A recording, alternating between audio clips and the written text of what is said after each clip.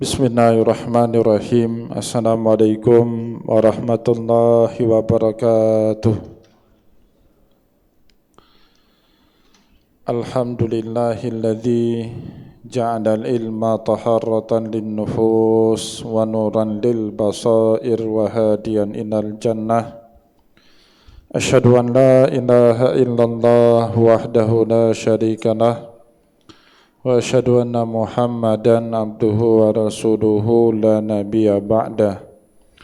Allahumma salli wa sallim ala rasulikal karim Muhammad sallallahu alaihi wasallam wa ala alihi wa ashabihi wa man tabi'ahu bi ihsanin ila yaumiddin.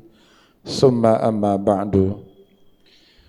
Puji dan syukur senantiasa dan tidak pernah bosan-bosannya kita panjatkan kehadirat Sang Maha Pencipta Allah Subhanahu wa Ta'ala, yang mana dengan limpahan karunia-Nya, rahmat-Nya, hidayah-Nya serta anugerah-Nya kepada kita semua, kita kembali masih diberi kesempatan, kesehatan dan usia panjang oleh Allah untuk sama-sama dan senantiasa mengabdikan diri kita di jalannya dengan menjalankan segala perintahnya dan menjauhi semua larangannya. Salawat diringi salam juga tidak pernah lupa pula kita hanturkan kepada junjungan alam Nabi besar Muhammad sallallahu alaihi wasallam, di mana dengan perjuangan beliau dan para sahabat beliau kita dapat mengenal betapa rahmatan lil alamin ajaran agama Islam sebagaimana yang menjadi keyakinan dan pengetahuan kita bersama. Bapak Ibu kaum muslimin dan muslimat jamaah salat zuhur yang dimuliakan Allah, pada tahun 4 Hijriah Rasulullah sallallahu alaihi wasallam diperintahkan oleh Allah Subhanahu wa taala untuk menunaikan ibadah haji melalui firman Allah pada surat Ali Imran ayat 97. Walillahi 'alan nasi hajjul baiti man istata'a ilaihi sabila. Tapi pada tahun itu Rasulullah juga belum mengerjakan ibadah haji. Tahun kelima Hijriah, Nabi juga belum melaksanakan ibadah haji. Tahun 6 Hijriah, Rasulullah sallallahu alaihi wasallam berangkat ke tanah suci Mekah, tetapi bukan untuk melaksanakan ibadah haji, tapi untuk melaksanakan ibadah umrah. Sepulangnya Rasulullah dari umrah pertama setelah perjanjian Hudaybiyah tahun 6 Hijriah, Allah Subhanahu wa taala kembali menurunkan ayat yang mewajibkan kepada Rasulullah sallallahu alaihi wasallam untuk melaksanakan ibadah haji.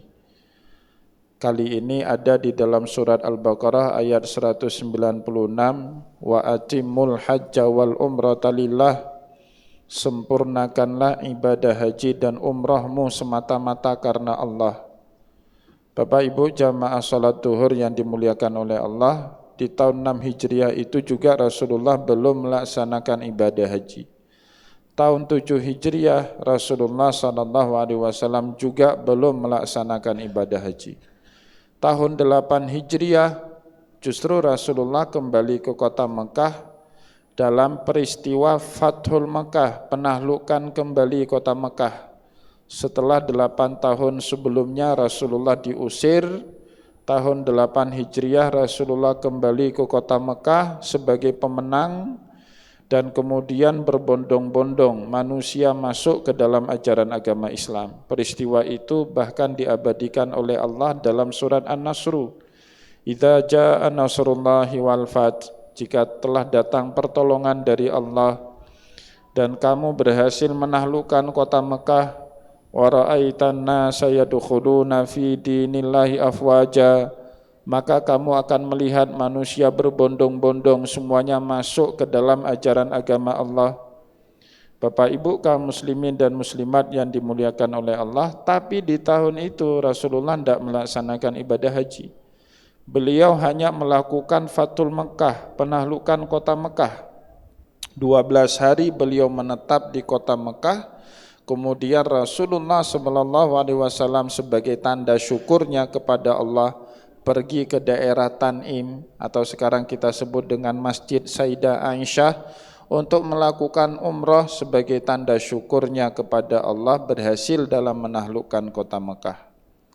Tahun 9 Hijriah semua jazirah Arab hampir semuanya masuk Islam kecuali 2 daerah, Taif dan Hunain. Bedanya Taif masyarakatnya tidak melakukan teror, tidak melakukan intimidasi kepada kaum muslimin di kota Mekah. Sedangkan orang Hunain senantiasa meneror, senantiasa mengintimidasi kaum muslimin di kota Mekah. Itulah sebabnya kemudian tahun 9 Hijriah Rasulullah SAW memilih untuk melakukan penyerangan kota Hunain.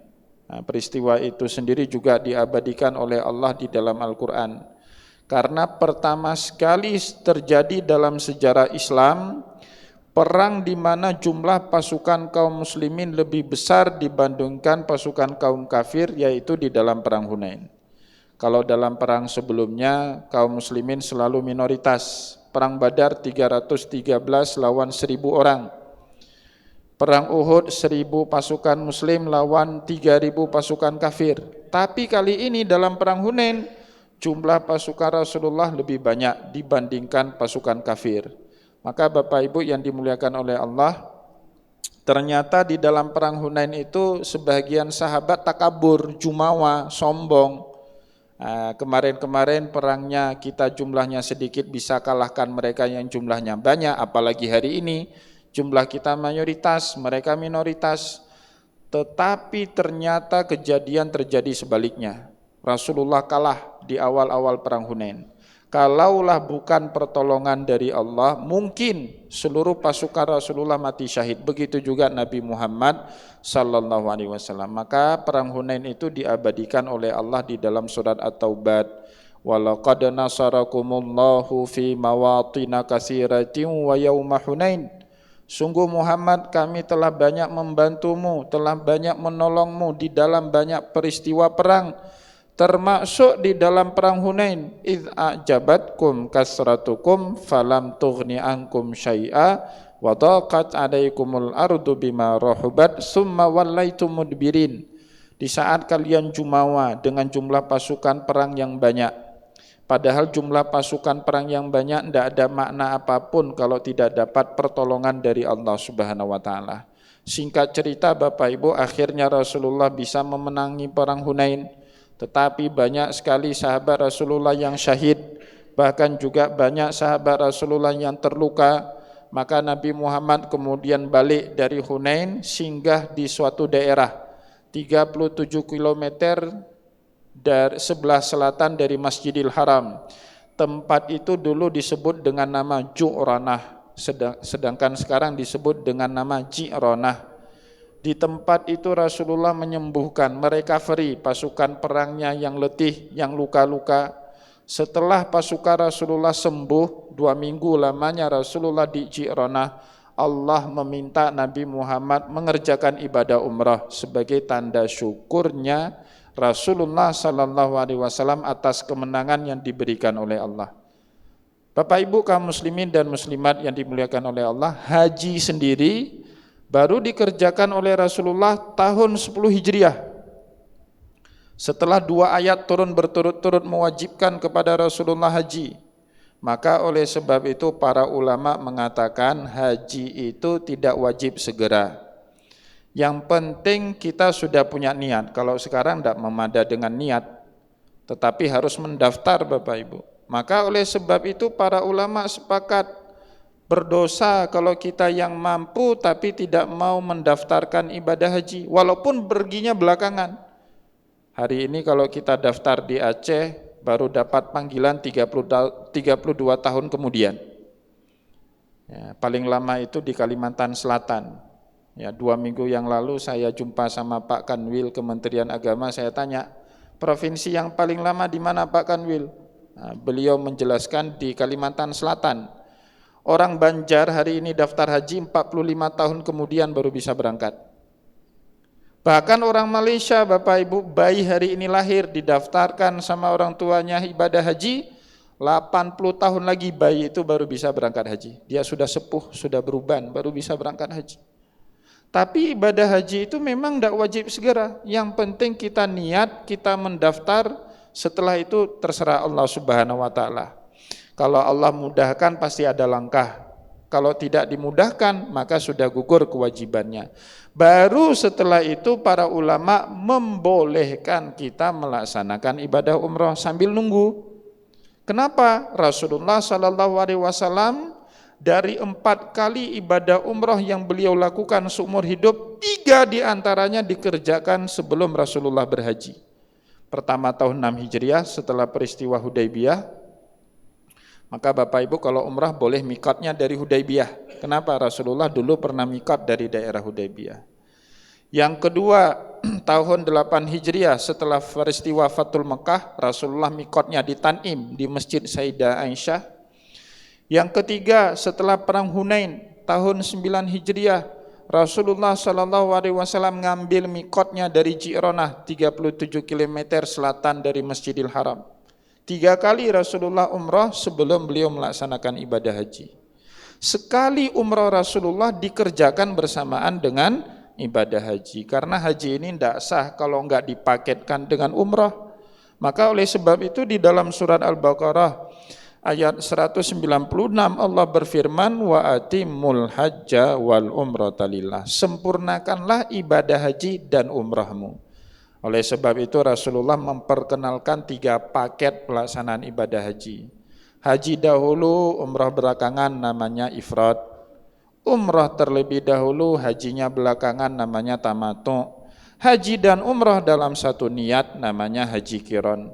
Bapak Ibu kaum muslimin dan muslimat yang dimuliakan oleh Allah, di tahun 10 Hijriah itu pula Rasulullah SAW kemudian baru melaksanakan ibadah haji. Di Padang Arafah, Rasulullah menyampaikan khutbah yang sangat panjang sekali.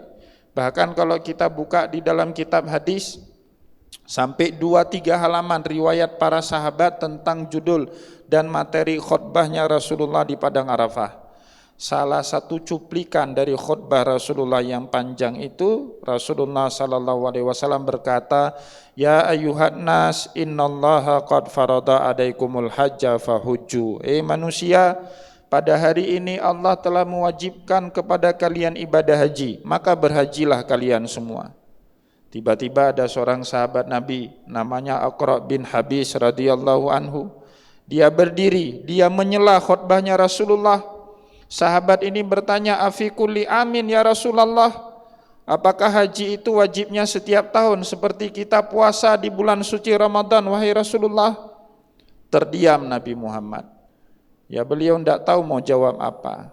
Dan fatata'a Rasulullah ra'sahu, menundukkan Rasulullah kepalanya, seolah-olah beliau menunggu wangsit, menunggu wahyu, menunggu firman dari Allah Subhanahu wa taala. Tak lama kemudian Rasulullah SAW mengangkat kembali kepalanya dan beliau kemudian berkata, lau kuntu na'am lawajabat walamastata'tum.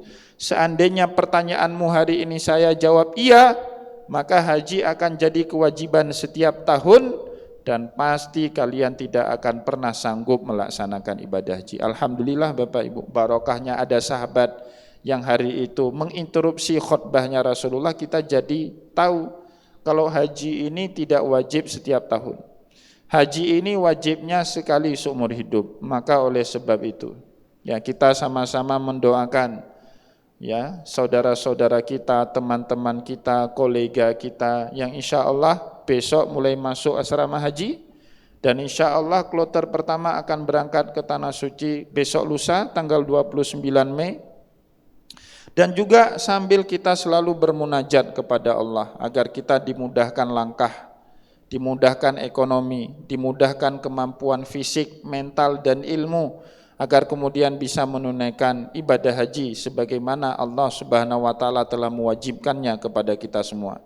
Semoga ceramah singkat pada kesempatan hari ini bermanfaat kepada kita semua.